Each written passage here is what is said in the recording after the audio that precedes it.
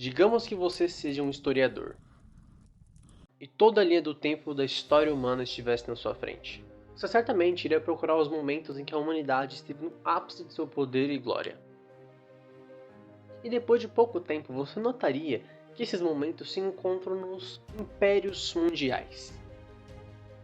Reinos nos quais imperadores e reis tinham poder absoluto, em que exércitos enormes travavam batalhas em nome das suas nações. Épocas em que construções milenares surgiam, que grandes títulos eram almejados, em que grande poder era conquistado. Época essa em que invenções geniais foram criadas. Tempos em que todo o conhecimento e engenhosidade humana estavam afloradas e se desenvolviam exponencialmente. Mas aí surge a questão principal: qual o maior de todos? Dentre todos esses impérios de proporções mundiais, qual foi o maior de toda a história humana?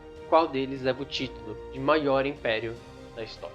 É isso que nós iremos discutir e tentar trazer uma resposta. Para isso, nós temos que avaliar esses impérios por inteiro. Com isso, nós iremos acertar objetivamente qual deles foi o mais glorioso, poderoso, seguro e capaz. Então, nós vamos utilizar 4 critérios. Primeiro, nós iremos utilizar o quanto tempo esse império durou. Em segundo, nós iremos utilizar o tamanho do território dele. Em terceiro, nós iremos utilizar o seu exército. Mas aqui nós não estamos comparando se um império fosse contra o outro, porque obviamente, por exemplo, o Império Britânico iria destruir, dizimar o Império Romano, por causa da tecnologia muito superior. Então nós estamos analisando aqui como se todos eles estivessem usando a mesma tecnologia. Ou seja, o fator principal aqui não é as armas, a tecnologia, nem nada.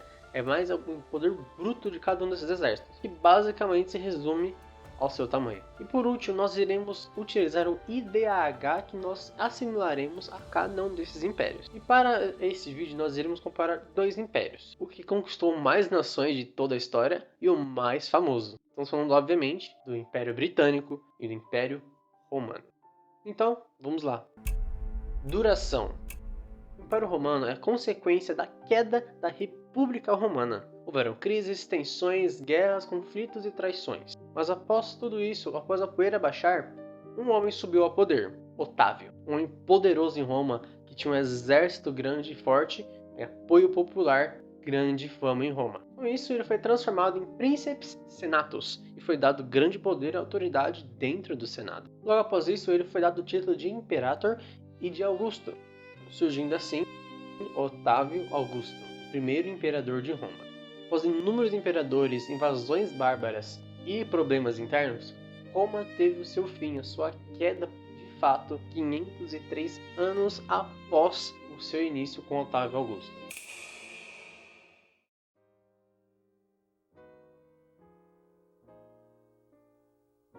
Já o Império Britânico, ele teve o seu início a partir das expansões marítimas, que foram baseadas puramente no comércio e na sua competição com a França. O crescimento do Império não foi uma coisa organizada e planejada totalmente, algo naturalmente, com conquistões fragmentadas em vários locais do planeta. Todas essas conquistas baseadas novamente em comércio e não em território. Com o tempo, principalmente após a Primeira e Segunda Guerra Mundial, as colônias do Império foram recebendo a sua independência. Até que em 1º de julho de 1997, a última colônia significativa para o Império recebeu a sua independência, sendo esta Hong Kong, devolvida à China, marcando assim o fim não oficial do Império onde o Sol nunca se põe, totalizando desde seu início até este fim não oficial 414 anos. Como falamos anteriormente, Roma durou 503 anos, já o Império Britânico 414, ou seja, nesta categoria Roma venceu. Então agora vamos para o segundo critério, território. Novamente vamos começar por Roma. E Roma teve o seu ápice territorial sobre o domínio de Trajano, o qual governava sobre incrivelmente quase 1/4 da população total da Terra naquele momento, num território que cercava quase 5 milhões de quilômetros quadrados. Já o incrível Império Britânico, durante o chamado Século Britânico, teve seu governo sobre quase 458 milhões de pessoas. E para se ter noção, isso é quase a população do Brasil, Rússia e México somadas. E ele também se abrangeu por cerca de 35 milhões e 500 quilômetros quadrados. Ou seja, nesta categoria, o Império Britânico venceu. Então vamos para a próxima categoria.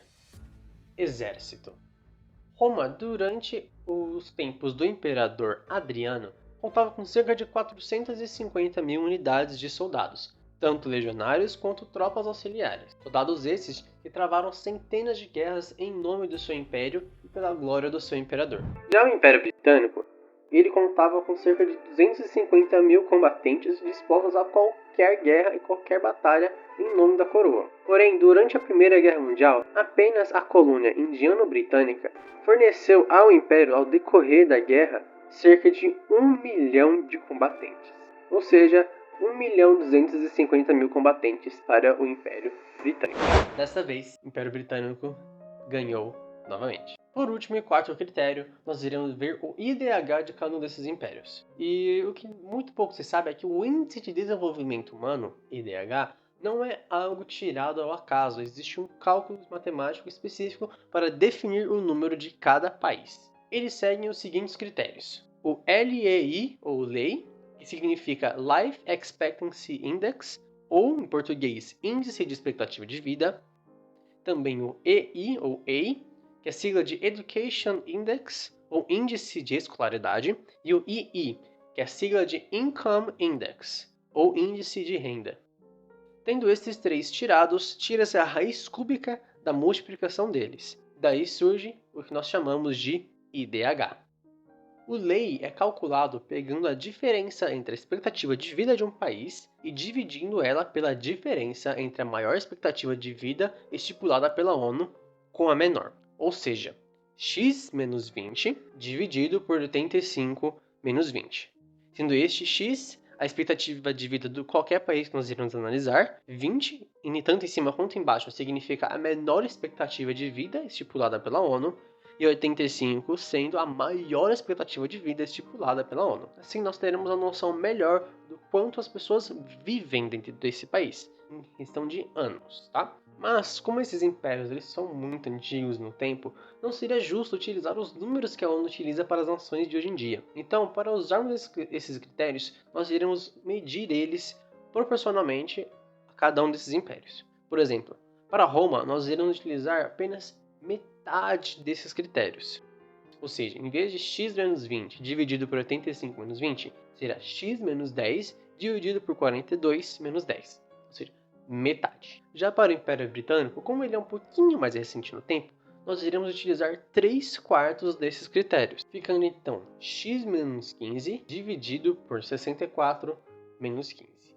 Já o EI, que é o Índice de Escolaridade, ele é calculado a partir de outros dois critérios, o MYSI e o EYSI, sendo respectivamente Mean Years of Schooling Index e Expected Years of Schooling Index, ou Índice do Período Médio de Estudos e Índice de Anos Esperados de Estudos. O MYSI é calculado pegando os anos médios que uma população de uma nação tem de estudos até os seus 23 anos, dividindo esse número por 15, ficando x dividido por 15. O EYSI é calculado pegando quantos anos, em média, demora para uma pessoa ter o seu diploma de ensino superior, dividindo esse número por 18, ficando x sobre 18. Por fim, o índice de escolaridade é calculado tirando a média desses outros dois critérios. Por último, existe o índice de renda, mas pelo sistema de economia desses impérios, suas moedas e como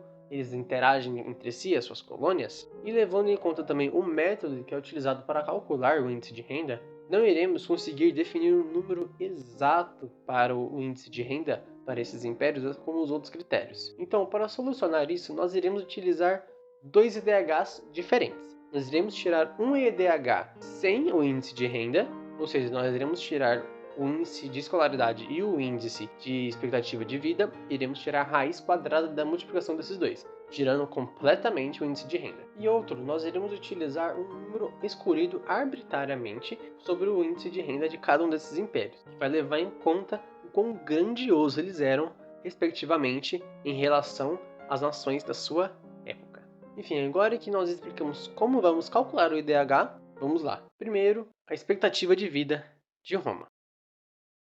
Roma, apesar de ser um império de proporções mundiais, a sua expectativa de vida média para toda a sua população era de apenas 30 anos. Ficando assim, 30 menos 10 dividido por 42 menos 10, que é igual a 20 menos 32, que é igual a aproximadamente 0,625. Vamos guardar esse número para depois, lá no final, para calcularmos o IDH total de Roma. Agora vamos ver o índice de educação de Roma. Roma, apesar de ser um império incrível, não era um lugar nem fácil e nem justo, porque apenas homens livres que recebiam uma educação adequada. Mulheres e escravos recebiam no máximo, uma educação básica, quando eles recebiam educação nesse caso. Com isso, apenas 37,5% da população, que era a quantidade de homens livres, que era no Império Romano, recebiam uma educação propriamente dita. Os outros 62,5% da população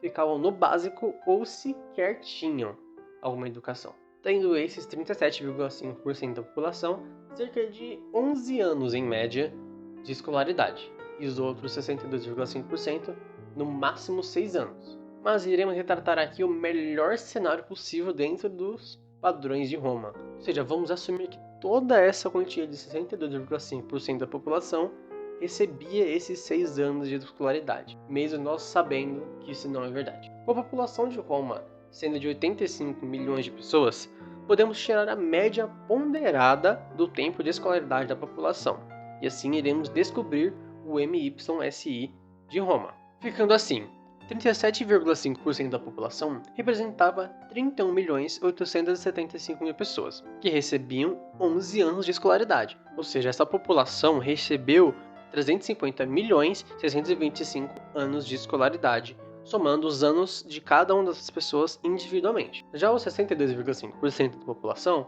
representava 53.125.000 pessoas, que recebiam 6 anos de escolaridade, ou seja, vezes 6. E cada uma dessas pessoas somadas receberam 318.750.000 anos de estudo. Assim, nós descobrimos que a população de Roma, em sua totalidade, recebia 669.375.000 anos de estudos. E se dividirmos esse número pela população de Roma, nós iremos descobrir quantos anos, em média, a população de Roma recebia. Ou seja, independente se era homem ou mulher, essa era a média da população inteira de Roma, que era de 7,875 anos, em média, ficando o MYSI igual 7,875 dividido por 15, ficando 0,525.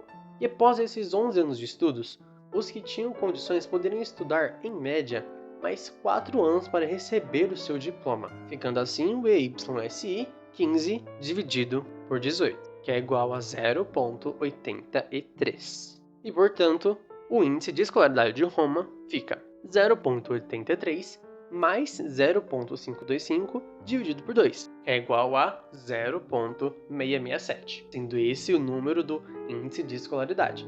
Nós já tiramos o índice de expectativa de vida, agora vamos ver o IDH por completo. Como dito antes, o sistema do cálculo de índice de renda não seria muito justo com nenhum desses impérios. Então vamos fazer o que nós falamos anteriormente. Tiramos o IDH sem o índice de renda e um com índice de renda assumido arbitrariamente. E o de Roma, nós iremos assumir que o índice de renda seria de 0,8, justamente por ser um império gigantesco com rotas comerciais que interligavam o império como um todo. Ficando assim os dois IDHs de Roma. O IDH sem o índice de renda ficaria de 0,646. Já o IDH com o índice de renda estipulado ficaria de cerca de 0,694.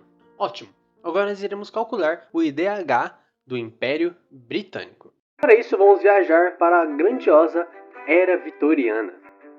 A expectativa de vida para o Império Britânico era bem alta, cerca de 48 anos, ficando o lei do Império Britânico de 48 menos 15 dividido por 64 menos 15, que é igual a 0,877. Agora para o índice de escolaridade. Por volta do fim do século britânico, a educação básica era obrigatória para todos entre a idade de 5 até os seus 13 anos. Ou seja, a população recebia em média, todos eles, 8 anos de escolaridade básica. nos dando o MYSI do Império Britânico de 8 dividido por 15, que é igual a 0,53. Após esses 8 anos de estudos, os jovens do Império Britânico tinham a opção de estudar 4 ou 5 anos para receber seu diploma de ensino superior, nos dando o EYSI do Império Britânico de 13 dividido por 18, que é igual a 0,72. Ficando, portanto, o índice de escolaridade do Império Britânico de 0,53 mais 0,72 dividido por 2, que é igual a 0,625. Como fizemos também para Roma, iremos fazer para o Império Britânico. Já temos o índice de expectativa de vida e o índice de escolaridade. E o índice de renda não é possível ser calculado de uma maneira justa. Então nós iremos fazer um sem ele e um número arbitrário, sendo este de 0,88. Um pouquinho mais do que em Roma, mas também nada muito absurdo. Tornando assim o IDH britânico, com o índice de renda assumido, cerca de 0,784. E o IDH sem o índice de renda, excluindo ele totalmente, de 0,740. Em ambos os IDHs, o Império Britânico ganha. Mais um ponto para o Império que o Sol nunca se põe. Então, é isso? O Império Britânico é o maior de toda a história? Não. Quem tá escutando esse barulho? É o som de mais um competidor vindo para hoje. O único império que é do futuro, que tem o seu imperador chegando pelos céus, rasgando as nuvens com grande glória e resplendor. Estamos falando, é claro, do céu.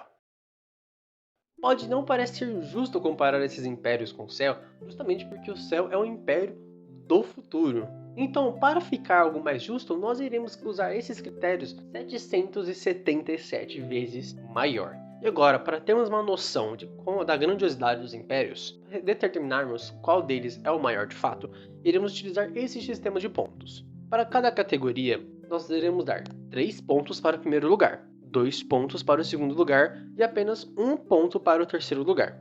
Assim, fica impossível receber um empate. Bom, nós já calculamos todos os critérios dos outros impérios, então nós iremos agora focar apenas nos céus.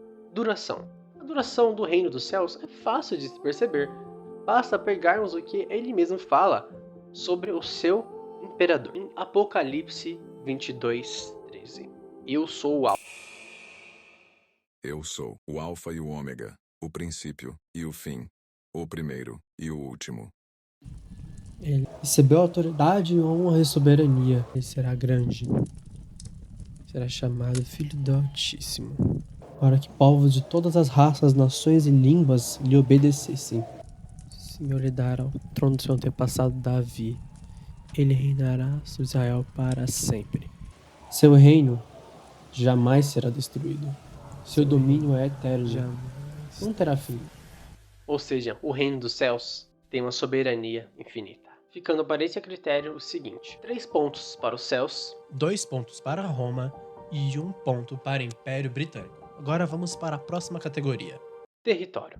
Em Apocalipse 21:16, nós recebemos essas informações. A cidade estava situada em um quadrado, falando sobre a Nova Jerusalém, que é o Reino dos Céus. E o seu comprimento era tanto quanto a sua largura. E mediu a cidade com a cana até 12.000 estádios, e o seu comprimento, largura e altura eram iguais. Em suma, este tamanho que é descrito por João aqui é de cerca de 2.220 km, ou seja, 2.220 km de comprimento, de altura e de largura, nos dando uma área de 4.928.400 km². Uma curiosidade, isso pode ser um número pequeno, porém isso se deve apenas porque nossa categoria usa quilômetros quadrados, ou seja, apenas largura e comprimento. Se usássemos as 3 dimensões, os céus teriam 10.941.048 km².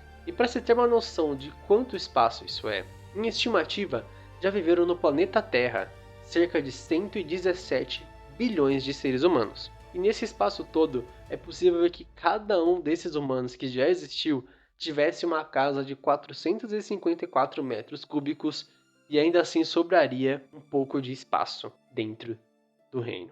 Mas de novo, porque nós estamos utilizando quilômetros quadrados, esse critério fica assim: 3 pontos para o Império Britânico, 2 pontos para Roma e 1 ponto para o céu. Ficando o placar agora de 4 pontos para o Império Britânico, 4 para o céu e 4 para Roma. Agora vamos para a terceira categoria. O exército. Apesar do tamanho do exército dos céus não ser descrito oficialmente, nós podemos ter uma estimativa baseada no que João fala em Apocalipse. Porque Apocalipse 5:11 nos dá uma ótima noção, dizendo assim: Vi e ouvi uma voz de muitos anjos ao redor do trono, dos seres viventes e dos anciãos, cujo número era de milhões, milhares de milhares. Isso não é um número específico, porque é apenas para denotar que a quantidade de anjos é incrivelmente grande e não dá para se mensurar. Então aqui nós iremos utilizar o maior número possível de tirar daí, que é de milhões, ou seja, 1 milhão ao quadrado, nos dando 1 trilhão de anjos. E assumindo que apenas 0,001% desses anjos fossem do exército dos céus, eles já seriam cerca de 10 milhões de combatentes. E mais uma curiosidade, quando Jesus foi preso, ele falou o seguinte: você acha, falando para Pedro, que não posso pedir a meu pai e ele me mandaria neste momento mais de 12 legiões de anjos? E uma legião aqui é em conformidade com a legião romana, que cada uma delas tinha em cerca de 6.000 combatentes. E assumindo que mais de 12 legiões de anjos sejam apenas 15 legiões de anjos, isso já seria 90.000 combatentes angelicais. E vale ressaltar que apenas um deles conseguiu matar um exército de 185.000 soldados lá em 2 Reis 19:35. Isso significa que essas legiões, que estavam apenas aguardando o sinal de Jesus para atacar, poderiam varrer da face da terra, mesmo que eles tivessem apenas metade da força desse único anjo descrito em 2 Reis. Eles poderiam varrer da face da terra 8.775.000.000 de seres humanos. Isso é basicamente a população atual do planeta. E se levarmos em conta que a população da época de Jesus girava em torno de 200 milhões de pessoas, o que é um chute alto, essa proporção do exército poderia sozinha extinguir a humanidade daquele momento mais de 41 vezes. Acho justo dizer que o céu vence nessa categoria, ficando assim 3 pontos para o céu, 2 pontos para o Império Britânico e 1 ponto para Roma. Ficando agora o placar: 7 pontos para o céu, 6 para o Império Britânico e 5 para Roma. Agora vamos ver o último critério, que vai determinar por completo qual o melhor império de toda a história. IDH. O LEI do céu, ou expectativa de vida do céu. Judas 1:20-21 fala: edifiquem-se, porém, amados, na santíssima fé que vocês têm, orando no Espírito Santo. Mantenham-se no amor de Deus, enquanto esperam que a misericórdia do nosso Senhor Jesus Cristo os leve para a vida eterna. Uma vida eterna, infinita, sem fim. Ficando assim a expectativa de vida dos céus de infinito menos 15.540 menos 66.045 menos 15.540. Para facilitarmos a nossa vida e o nosso cálculo, e não cairmos em nenhuma regra de Hélio-Hopital ou nenhuma coisa complexa assim, vamos apenas notar que o infinito, não importa o que você faça com ele, ainda é infinito. Então vamos assumir que seja o maior número possível para a expectativa de vida, que neste caso é 1. Agora sobre o índice de escolaridade. Colossenses 2:3. Nele, falando sobre Jesus Cristo, estão escondidos todos os tesouros da sabedoria e do conhecimento. E o próprio Jesus fala em João 10:27-28. As minhas ovelhas ouvem minha voz. Eu as conheço e elas me seguem. Eu lhes dou a vida eterna e elas jamais perecerão. Ninguém as poderá arrancar da minha mão. Em Mateus 23:8-10 fala: porque um só é mestre de vocês, e todos vocês são irmãos. Aqui na terra não chamem ninguém de pai, porque só um é pai de vocês, aquele que está nos céus. Nem queiram ser chamados de guias, porque um só é guia entre vocês, o Cristo. Só há um guia e um mestre, Jesus. E nós estaremos sempre com ele, andando lado a lado com ele, recebendo da sua sabedoria, do seu conhecimento e do seu amor. E acima de tudo, aqui na terra, Jesus foi um mestre, e mestre tem seus discípulos, que nesse caso é a população do reino dos céus, aprendendo com ele todos os segredos escondidos nele. Portanto, uma educação sem fim. Com isso, nós podemos até pular o MYSI e o EYSI e irmos direto para o índice de escolaridade. Porque, sendo infinito qualquer um desses dois, o índice de escolaridade será infinito. E como falamos anteriormente no índice de expectativa de vida, o maior possível, 1. E para o índice de renda, nós não temos informações nenhuma de como será a economia dos céus. Mas uma informação específica nos traz uma dimensão do quão rico é este império. Apocalipse 21:21. A rua principal da cidade era de ouro puro, com vidro transparente. Uma rua principal é aquela que vai de uma ponta a outra na cidade. E se o comprimento da cidade é de 2.220 km, o comprimento desta estrada também vai ser de 2.220 km. E se assumirmos que essa estrada tem as mesmas proporções que a Avenida Paulista, por exemplo, que é uma estrada muito importante, ela vai ter 2.220 metros de comprimento e 12,6 metros de largura, nos dando 27.972.000 metros quadrados de puro ouro. Mas nós temos que lembrar que estradas entre 3 e 10 centímetros de espessura, de acordo com a necessidade da estrada. Então, para ficarmos ali no meio, vamos usar cerca de 6,5 centímetros. Com isso, nós temos 181.818.000 metros cúbicos de ouro puro. Isso é cerca de 3.519.087.400.000 quilos de ouro. Isso já é muito mais que todo o ouro da Terra. E com o preço de ouro a 117,87 dólares por grama, nós temos, apenas nesta estrada principal, nós temos 413.616.131.838 de dólares só nesta estrada. Ou seja, a estrada principal do Reino dos Céus vale mais do que 3.700 vezes o PIB mundial. Para isso seja fácil assumir que o índice de renda do Reino dos Céus seja perfeito, ou seja, 1. Assim fica fácil descobrir o IDH dos céus, porque se os três critérios são 1, e 1 vezes 1 vezes 1 é 1, e a raiz cúbica de 1 é 1, o IDH dos céus é 1. Ficando, portanto, o placar final de 10 pontos para o céu, 8 pontos para o Império Britânico e 6 pontos para Roma. Foi até que por pouco, mas aí está o resultado. O maior império que já existiu e vai existir na história humana, o Reino dos Céus. E a boa notícia é que qualquer um de nós tem a oportunidade de viver dentro desse império. Mateus 3:2. Arrependam-se, pois o Reino dos Céus está próximo. 2 Tessalonicenses 2, do 13 ao 17.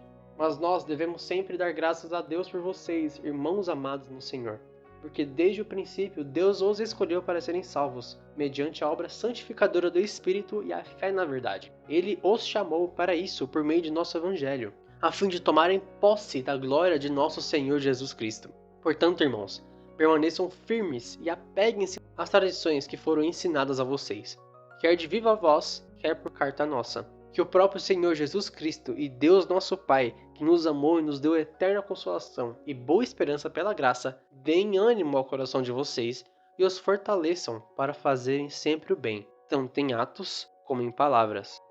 E Hebreus 3:1. Portanto, santos irmãos, participantes do chamado celestial, fixem os seus pensamentos em Jesus, apóstolo e sumo sacerdote que nós confessamos. E entrar no reino dos céus não será fácil. Nós somos fracos, nós não temos força própria.